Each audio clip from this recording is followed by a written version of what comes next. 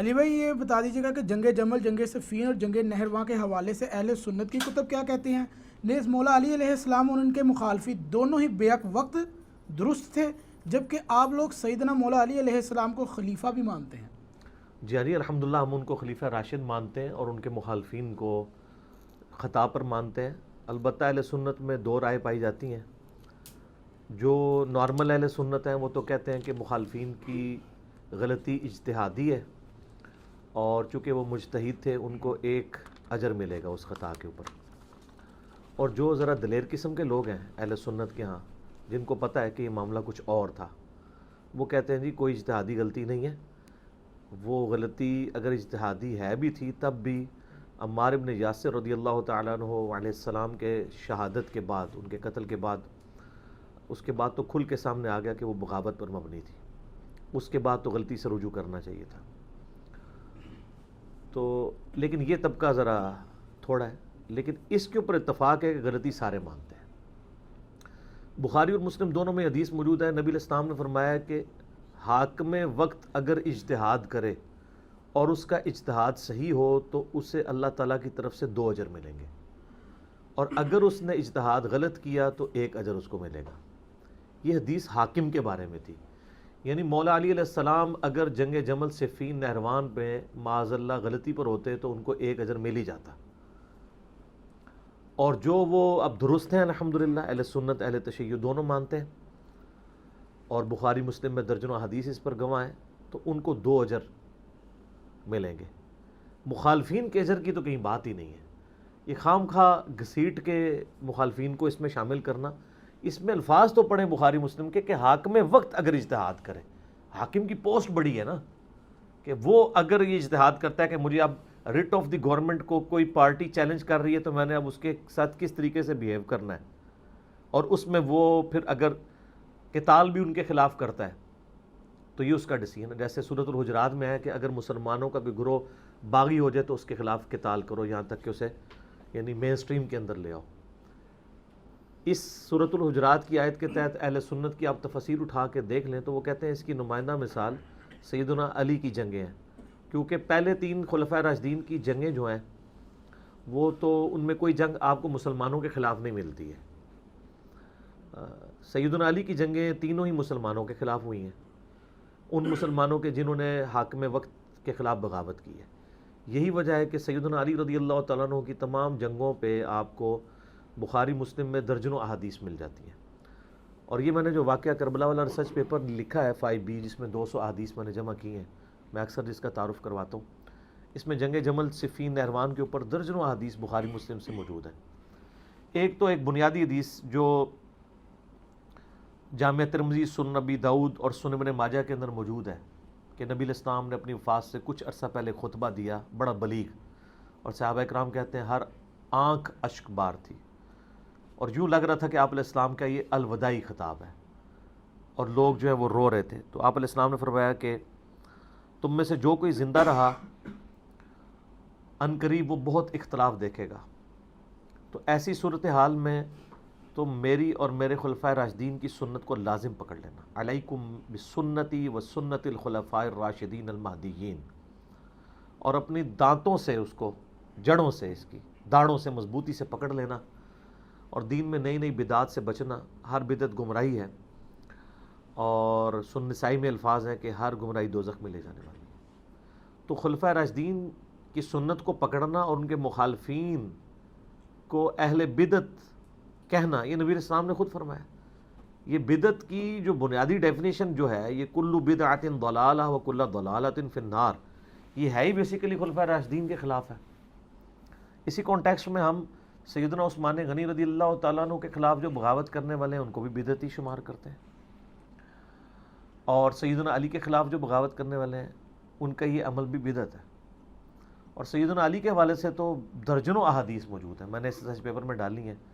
اس میں ایک وہ بنیادی حدیث جو ساری جنگوں کو کور کرتی ہے، وہ مسند امام احمد میں حدیث موجود ہے، المستدرک للحاکم میں موجود ہے، سنن نسائی الکبریٰ میں خصائص علی والے چیپٹر میں ہے۔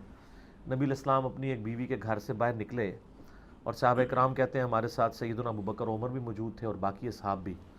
تھوڑی دور جا کے آپ علیہ السلام کی جوتی ٹوٹ گئی، تو آپ نے جوتی اتار کے اپنی سیدنا علی کو دی گانٹھنے کے لیے، اور پھر کہتے ہیں کہ ہم چل پڑے پیدل، تھوڑی دور جا کے نبی علیہ السلام کھڑے ہو گئے کہ حضرت علی چونکہ جوتی گانٹ رہے تھے تو ان کا انتظار کرنے کے لیے۔ تو اس دوران پھر آپ علیہ السلام نے فرمایا کہ دیکھو اللہ تعالیٰ نے مجھے قرآن دے کر مبعوث کیا، لیکن ایز اے لاسٹ ریزارٹ مجھے قرآن پاک منوانے کی خاطر کافروں سے قتال کرنا پڑا، لیکن تم میں ایک ایسا شخص بھی ہے کہ جسے اس قرآن کی تعبیر کی خاطر مسلمانوں سے قتال کرنا پڑے گا قرآن منوانے کے لیے۔ تو سیدنا ابوبکر نے کہا انا یا رسول اللہ، آپ فرمائے لا، حالانکہ آپ علیہ السلام کا تقیہ کلام نہیں تھا لا، آپ لا کو اوائڈ کرتے تھے آخری درجے تک۔ سیدنا عمر نے کہا انا یا رسول اللہ، آپ فرمایا لا، بلکہ وہ شخص ہے جو میری جوتیاں کاٹ رہے ہیں۔ صحابہ دوڑے مولا علی کی طرف کہ آپ کے بارے میں یہ خوشخبری نبی علیہ السلام نے دی ہے کہ آن دا بہاف آف پروفٹ آپ مسلمانوں کے خلاف قتال کریں گے، جس طرح کہ نبی علیہ السلام نے قرآن منوانے کے لیے کافروں کے خلاف قتال کیا۔ تو سیدنا علی یہ بات سن کے صحابہ کہتے ہیں مسکرا پڑے۔ تو ہم سمجھ گئے کہ مولا علی کو یہ بات پتہ تھی کہ انہوں نے آن دا بہاف آف پروفٹ یہ جنگیں کرنی ہیں۔ اس صحیح حدیث کے بعد یہ تو وہم نکل گیا کہ سیدنا علی کو کسی جنگ کے اوپر کو پچھتاوا تھا، ان کو تو پتہ تھا کہ بھئی صحیح مسلم میں حدیث ہے علی سے محبت نہیں رکھے گا مگر مؤمن، علی سے بغض نہیں رکھے گا مگر منافق، صحیح مسلم 240۔ جس کی محبت ایمان کا حصہ ہو، اور اس حدیث میں تو خود مولا علی کہہ رہے ہیں صحیح مسلم کی کہ اس ذات کی قسم جس نے دانے کو پھاڑ کے اناج اگایا اور مخلوقات کو پیدا کیا، نبی امی نے مجھ سے یہ عہد لیا تھا کہ اے علی صرف مؤمن ہی تجھ سے محبت کرے گا اور صرف منافق ہی تجھ سے بغض رکھے گا۔ جس بندے کی محبت ایمان کا لٹمس ٹیسٹ ہو، اس شخص کو اپنے معاملات میں کیسے شک ہو سکتا ہے؟ ہو ہی نہیں سکتا۔ باقی یہ المصنف ابن ابی شیبہ میں جو روایتیں آتی ہیں کہ سیدنا علی جنگ جمل کے بعد روتے تھے، وہ اس لیے نہیں روتے تھے کہ ان کو یہ تھا کہ میں نے کوئی جنگ غلط کی ہے، وہ اس لیے روتے تھے کہ کاش مسلمانوں میں یہ جنگیں نہ ہوتی۔ جس طرح کہ سورہ مریم میں آتا ہے کہ سیدہ مریم کو جبرائیل نے آ کے عیسیٰ علیہ السلام کی بشارت دی، اس کے بعد تو شک نہیں رہنا چاہیے تھا، لیکن جب حضرت عیسیٰ کی ولادت ہوئی تو وہ کیا کہتی ہیں، کاش میں بھولی بسری ہو گئی ہوتی، مجھے دن نہ دیکھنا پڑتا کہ میں اپنی قوم کا سامنا کیسے کروں گی۔ اس کا یہ مطلب نہیں تھا ان کو جبرائیل کے وعدے پہ، اللہ کے وعدے پہ شک تھا، انسان ہے نا۔ تو سیدنا علی کو بھی دکھ تھا اس بات کا کہ کاش یہ دن نہ آتا کہ میں اس وقت بھی نبی علیہ السلام کے ساتھ تھا جب چند لوگ تھے، اور عرب میں ہم نے غلبہ حاصل کیا، پھر رومن اور پرشین امپائر بھی گر گئیں، اور آج ہمارے سامنے مسلمانوں کا شرازہ بکھر رہا ہے، اور میں اپنی کوشش کے باوجود اس کو سنبھال نہیں پا رہا مسلمانوں کی اندر کی ریشہ دمانیوں کی وجہ سے۔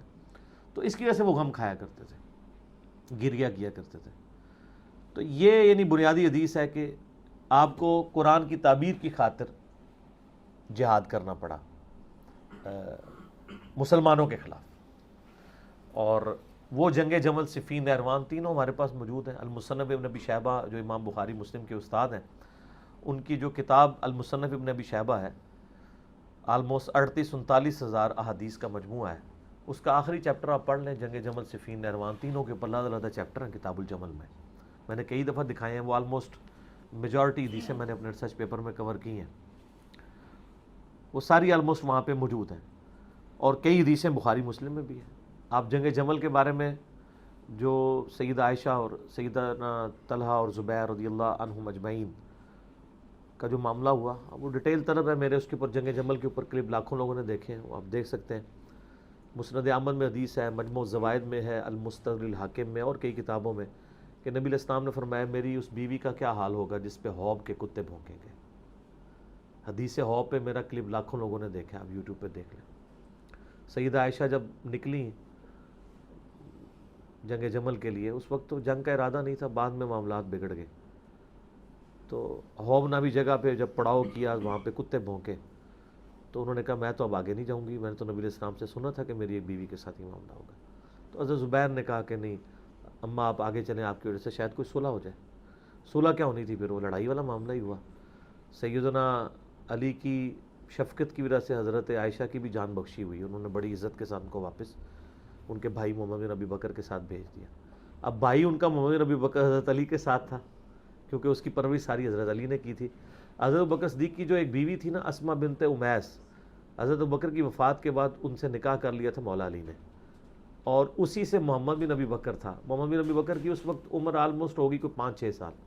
تو اس وقت سے پھر حضرت علی نے ان کی پرورش کی ہے، اور وہ سیدہ عائشہ کو خیمے میں جا کے سمجھاتا تھا کہ آپ یہ غلط طرف جا رہی ہو.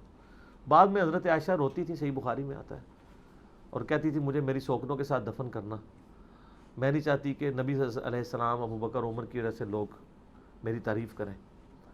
اور مصنف ابن ابی شیبہ میں موجود ہے کہ مجھے نبی علیہ السلام کے بعد مجھ سے ایک ایسا نیا کام سرزد ہو گیا. اب میں بدعت کا لفظ نہیں بولتا، اردو میں ترجمہ کر دیتا ہوں کہ یہ والا معاملہ. اور اس پہ شیخ البانی نے باقاعدہ سلسلہ حدیث صحیحہ میں کمنٹس کیے کہ اس نئے کام سے مراد ان کا جمل کے لیے نکلنا تھا، کیونکہ قرآن میں موجود ہے نبی کی بیویوں گھروں میں ٹھہری رہو.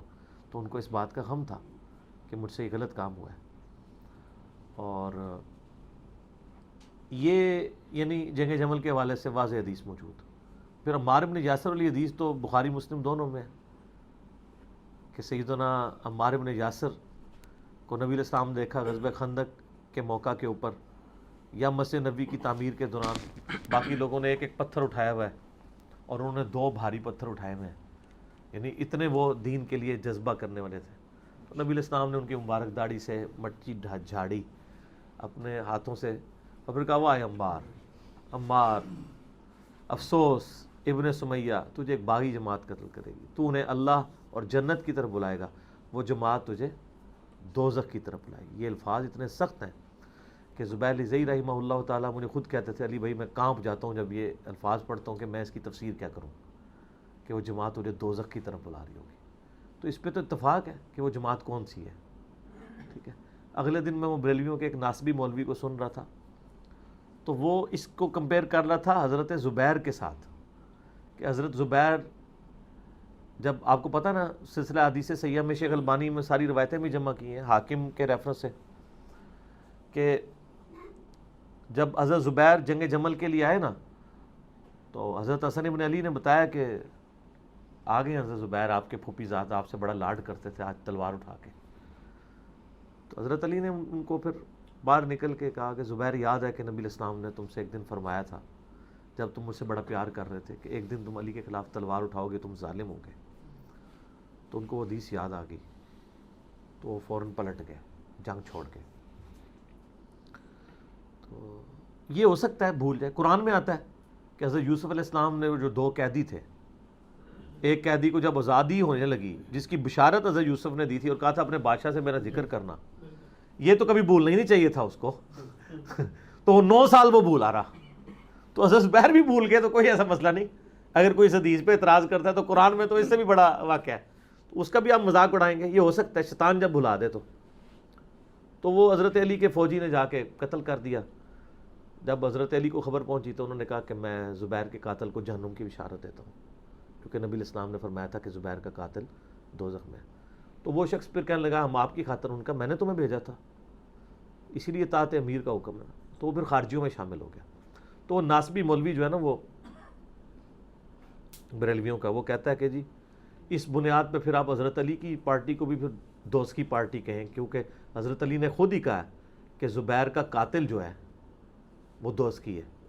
زبیر کے قاتل کو دوست کی کہا ہے نا، اس قاتل کی جماعت کو تو دوست کی نہیں کہا. اس کو تو مولا علی خود کہہ رہے ہیں. یہاں الفاظ ہے کہ عمار کو ایک باغی جماعت قتل کرے گی.